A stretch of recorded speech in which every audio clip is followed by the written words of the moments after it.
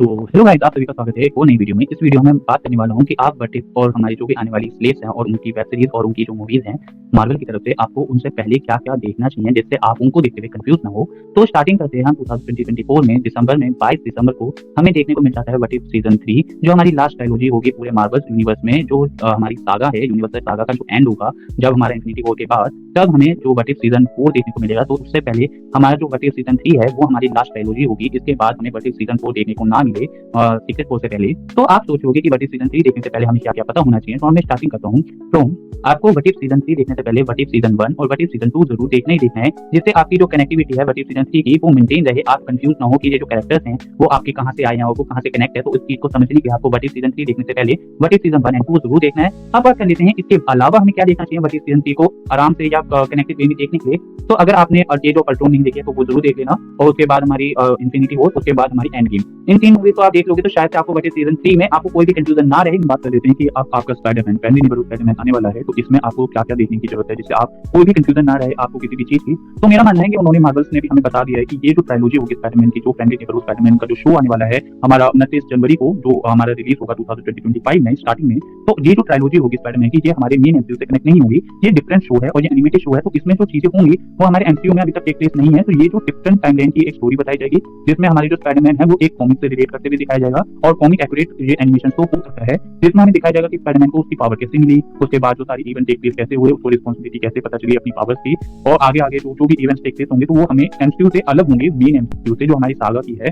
तो उसके अलावा आपको, मुझे नहीं लगता है कि फ्रेंडली नेबर स्पाइडरमैन में कोई भी आपको मूवी देखने की जरूरत है जिससे आप ये समझ पाओ कि उसमें क्या हो रहा है। तो उसमें आपको शुरुआत से स्टार्टिंग से ही हमारे स्पाइडरमैन की कहानी बताई जाएगी कि वो स्पाइडरमैन कैसे बना और वो स्पाइडरमैन जो पावर मिली उसका वो कैसे यूज करेगा, उसके क्या कौन कौन विलन्स होंगे इसमें, तो वो आपको इसके सीजन में स्टार्टिंग से ही बताया जाएगा। तो मुझे नहीं लगता है कि आपको इसके पहले कोई मूवी देखने की जरूरत है। तो इसलिए अभी पहले बात कर लेते हैं कि हमें जो ब्रेव न्यू वर्ल्ड है कैप्टन अमेरिका, उसमें हमें क्या क्या देखने को मिल सकता है। तो कहा जा रहा है कि हमें लीडर देखने को एज ए मेन विलन दिखेंगे, और हमारे रेड हल्क होंगे इसमें, और हमारे उड़ते कबूतरों से तो ये भी माना जा रहा है कि इसमें ग्रीन हल्क भी होगा और Bruce banner versus red Hulk होगा, और वो देखने के लिए मैं बहुत एक्साइटेड हूँ। अगर बाय चांस हुआ तो बहुत मजा आएगा।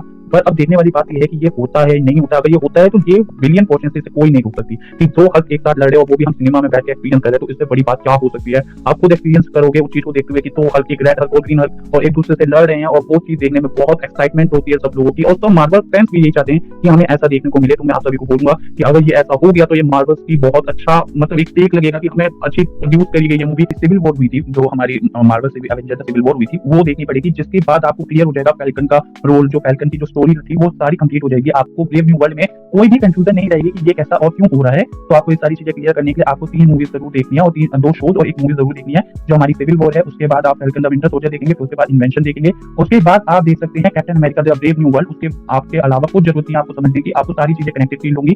तो अब ये चीजें आपने पता चल गई। तो अब बात कर लेते हैं इसके बाद में क्या देखने को मिलेगा। इसके बाद में डेयरडेविल का season born again and reborn and born again देखने को मिलेगा, जो डेयरडेविल मार्वल हमें दिखाने वाला है, जो आर रेटेड होगा। और मैं इसलिए बहुत एक्साइटेड हूँ कि वो खून जो हमें दिखाया जाएगा वो कैसे दिखाया जाएगा। और ये जो हमारा इसमें क्लिप्स दिखाई थी, हमारे जो मार्वल स्लेट का जो ट्रेलर आया था, उसमें जो हमारे बिली क्लब लेके वो जो बिल्डिंग से कूदता है, तो मुझे एज अ बहुत इंप्रेसिव लगा ये चीज देखते हुए कि भाई जो हमारा डेयरडेविल है वो अब कोई भी चीज करने से नहीं डर रहा है, वो बिल्डिंगों से छलांग लगा दे रहा है, और वो बहुत ऊंची बिल्डिंग दिखी मुझे। तो मैं बहुत एक्साइटेड हूँ ये चीज देखने के लिए कि जो आर रेटेड हमारा डेयरडेविल आने वाला है वो कैसा होगा और उसमें क्या क्या होने वाला है। मैं बहुत एक्साइटेड हूँ। मैं बहुत कम शोज एंड मूवीज के लिए एक्साइटेड हूँ जो हमारी 2025 और 24 में मार्वल की तरफ से आएंगी।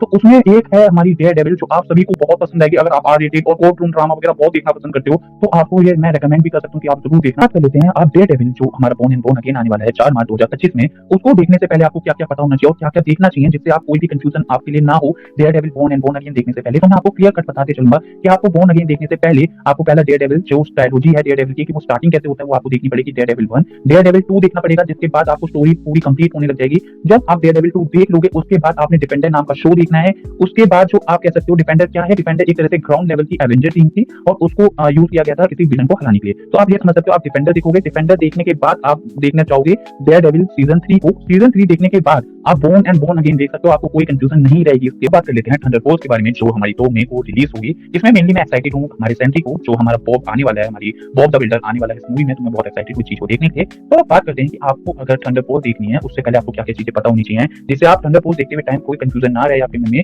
तो हम स्टार्टिंग फ्रॉम आप पहले इस मूवी में क्या क्या देखने को मिलेगा आप एक तरीके से समझिए। डीसी में जो सुसाइड स्क्वाड थी वही आपको मार्वल्स में सुसाइड स्क्वाड दिखाई जाएगी, जो वो सेंट्री के पास जाएगी उस प्रोजेक्ट को देखने और वो सारी चीजें कैसे टेक प्लेस करती हैं और उसके द्वारा जो भी इवेंट टेक प्लेस करेंगे और उसमें से बहुत सारे लोग मारे जाएंगे इस सेंट्री के चक्कर में। तो मैं देखना चाहूंगा कि उसको कहानी को कैसे बताया जाता है, स्टोरी को हमें बताया और किस तरीके से दिखाया जाता है, वो भी मैं बहुत देखने के लिए एक्साइटेड हूँ। ह्यूमन बीइंग है जिसे कुछ नहीं पता। उसके बाद आती है हमारी सेकंड पर्सनैलिटी जिसमें वो सुपर हीरो बन जाता है और उसमें hundreds of thousand of suns की पावर है जिसकी वजह से वो अनबीटेबल और अनडिफीटेबल पर्सन बन जाता है इन द एमसीयू। बहुत ताकतवर बींग्स में आ जाता है वो। तो और थर्ड पर्सनैलिटी क्या है इसकी? थर्ड पर्सनैलिटी हमें डिफाइन करती है the dark side of the Sentry की, जिसमें वो डिफाइन करता है नल को। जो नल उसकी अंधेरे वाली जो डार्कनेस है वो बाहर आ जाती है कई बार, तो वो पर्सनैलिटी को पोजेस करता है हमारा सेंट्री एज ए पोप। तो ये बहुत देखने को एक्साइटेड रहेगा कि वो सारी चीजें दिखाई कैसे जाती हैं। और हम बात कर लेते हैं आपको थंडरबोल्ट 2025 में देखने से पहले आपको क्या क्या पता होना चाहिए जिससे आप कंफ्यूज ना हो थंडरबोल्ट देखते टाइम पे जो 2 मई को आ रही है। तो आपको पहले एक मूवी देखनी है, 2 मूवी बेसिकली आपने 2 मूवी देखनी है और 2 शो देखनी है जिससे आपका जो डाउट है वो सारा कंप्लीट हो जाएगा।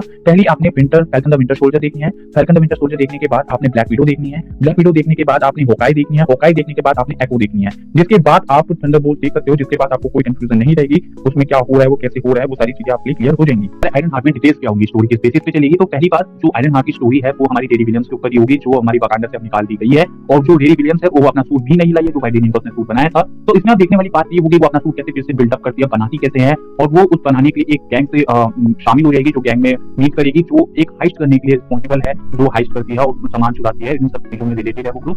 तब उसे रियलाइजेशन होगा कि जो ये काम करना चाहती है वो शुरुआत भी इसने ही की है, जिस टाइम को रोकना चाहती है तो उसकी शुरुआत इसने ही की है। तो ये चीज देखने में बहुत इंटरेस्टिंग रहेगी कि ये चीज हमें आप एमसीयू में देखने को मिल सकती है। तो अब बात कर लेते हैं कि आपको आयरन हार्ट देखने से पहले क्या क्या देखना चाहिए जिससे आपको कोई कंफ्यूजन ना आए। आयरन हार्ट को देखने से पहले तो आपने वाकांडा फॉरएवर देखनी है, जिसके बाद आपको कोई कंफ्यूजन नहीं रहेगी आयरन हार्ट देखने से पहले। तो अगर आपने वाकांडा फॉरएवर देख ली तो उसके बाद आप मुझे नहीं लगता कोई और चीज देखने की जरूरत है, तो आयरन हार्ट के लिए आपने वाकांडा फॉरएवर देखनी है। अब बात कर लेते हैं हमारे फैंटास्टिक 4 के बारे में जो कि हमारा रिलीज होने वाला है 25 जुलाई को। और इस चीज को देखने के लिए मैं बहुत एक्साइटेड हूं कि हमारा फैंटास्टिक 4 में हमारे डूम कैसे देखने को मिलेंगे। तो हाँ गाइस, डूम अपीयर तो होने ही वाले हैं। आप सोचेंगे डूम अपीयर नहीं होगा फैंटास्टिक 4 में, तो डूम के पास अपनी स्टोरी बताने के लिए वो उसके पास टाइम ही बहुत कम है। तो मुझे जहां तक लगता है डूम जो अपीयर होगा 100% इन फैंटास्टिक 4 के पोस्ट क्रेडिट सीन में हमें डूम अपीयर कर दिया जाएगा, जिससे उसकी स्टोरी बताने में इजी रहे। और फैंटास्टिक 4 जो है एक अल्टरनेट यूनिवर्स में होगी, तो वो हमारे कनेक्टेड एमसीयू से नहीं होगी, तो अगर उनको कोई भी चेंजेस करने हैं तो वो इजीली कर लेंगे। तो मुझे जहां तक लग रहा है fantastic 4 I really excited for. अब बात कर लेते हैं फैंटास्टिक 4 में हमारी कास्ट को डिफाइन कर दिया गया है ह्यूमन टॉर्च, सूजन स्टॉर्म और हमारे लीड टीचर होंगे।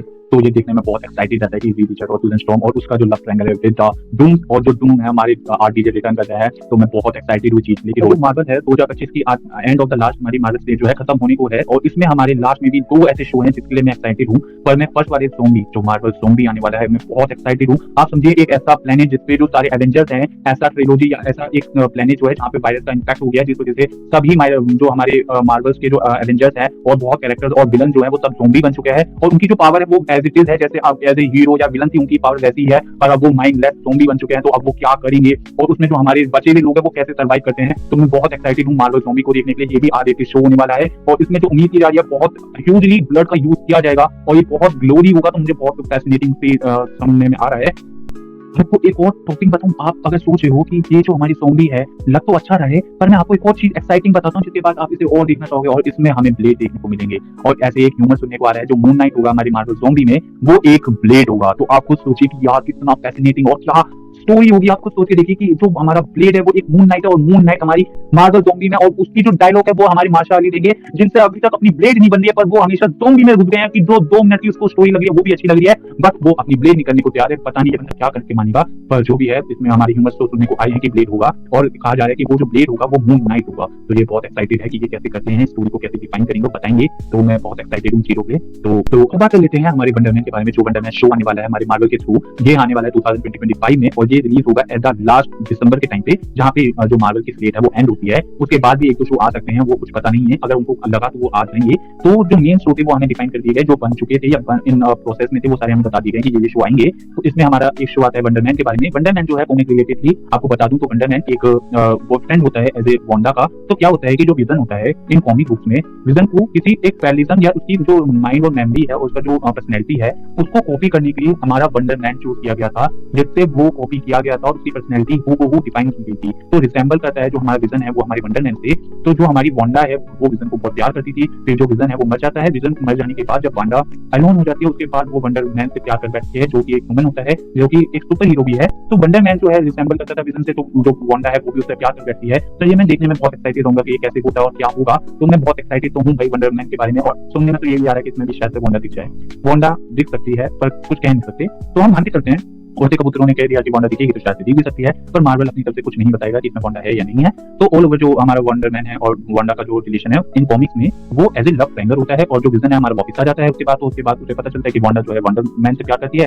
तो ये स्टोरी जो है टेक प्लेस करती है कॉमिक्स में, बट जो वंडर मैन है हमारा मार्वल में, इसको अब शो में कैसा दिखाया जाएगा, और ये लाइव शो होगा तो हमें इसमें पर्सनैलिटी जो होगी वो कैसी दिखाई जाएगी, और जो कॉमिक्स में था ये सुपर हीरो और एक एक्शन क्या कह सकते हैं, एक एक्टर भी है। तो पर अब इन चीजों पे जो मार्वल है वो उसे जो सुपर हीरो वाला था एक्टर पे ज्यादा फोकस कर रहे हैं, ना कि उसे सुपर हीरो के ऊपर फोकस ज्यादा किया जा रहा है। तो मुझे लग रहा है ये चीज बहुत ज्यादा देखने को मिल सकती है कि जो वंडर मैन है वो आपको सुपर हीरो स्किल या सुपर हीरो हरकतें करते हुए ना दिखे, वो एज एक्टर दिखे आपको, और वो कुछ इवेंट टेक प्लेस करे जिसकी वजह से वो सुपर हीरो अपनी सुपर हीरो ताकत यूज करे। तो मैं बहुत एक्साइटेड हूं उन चीजों को देखने के लिए, कैसे टेक प्लेस करती हैं और कैसे दिखाई जाती हैं ऑल ओवर। मुझे लग रहा है मार्वल बहुत अच्छे गुड स्मेल कुछ अच्छा पक रहा है मार्वल की तरफ से, तो बहुत एक्साइटेड हूं कि हमें क्या क्या चीज में क्या क्या ट्विस्ट देखने को मिल जाए। तो मैं आपको ऑल ओवर बता दूं, तो आप उम्मीद करके चलो कि मार्वल हमें बहुत सारे एलिमेंट्री सरप्राइज देने वाला है हर मूवीज और हर शो में। तो बहुत बी प्रिपेयर फॉर एवरीथिंग, और हो सकता है जो हमारी वांडा है वो भी एक ह्यूमन जो है वो सच हो जाए। तो ह्यूमन जो है सच हो जाएगा तो हमें बहुत अच्छा लगेगा, जो ह्यूमन है वो अच्छे तरीके से मजा आएगा यार वांडा को देखने में। मार्वल में बहुत एक्साइटेड हूं मैं चीज के लिए। तो अभी के लिए बस इतना ही, आप सभी से मिलता हूं अगली वीडियो में, तब तक के लिए bye bye and take care your family and friends.